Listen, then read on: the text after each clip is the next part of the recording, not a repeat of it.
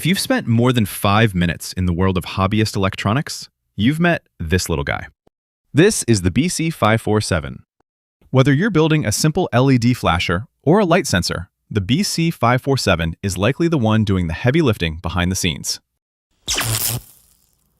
Today, I'm going to show you exactly how to test a BC547 using a standard multimeter. Before we poke it with probes, we need to know what we're looking at. The BC547 is an NPN bipolar junction transistor. The NPN part is crucial. It tells us the internal structure is a layer of P-type semiconductor sandwiched between two N-type layers. Think of it like two diodes joined at the hip, or more accurately, joined at the base. Now, look at the transistor. It has a flat side and a rounded side. This is the TO92 package.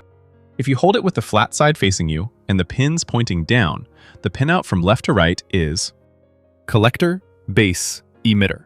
Remember, C, B, E. Now, let's check if this BC547 is still functional. We'll do that using the diode test mode on our multimeter. Turn the dial to set your multimeter to the diode mode.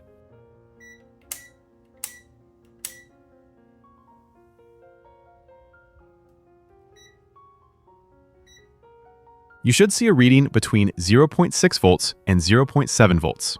Take your red probe and touch it to the base or middle pin. Take your black probe and touch it to the emitter or right pin.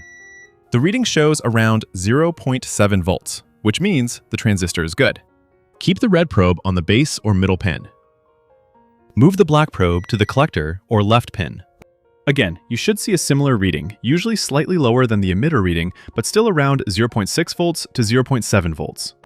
What is the reading if the transistor is bad? Put the red probe on the base and the black probe on the emitter. A reading of OL, or open loop, suggests the transistor has failed and should be replaced. If you found this video helpful, give it a thumbs up, consider subscribing for more electronics tips and tutorials, and hit the bell icon to never miss an update. Thanks for watching, and I'll see you in the next video.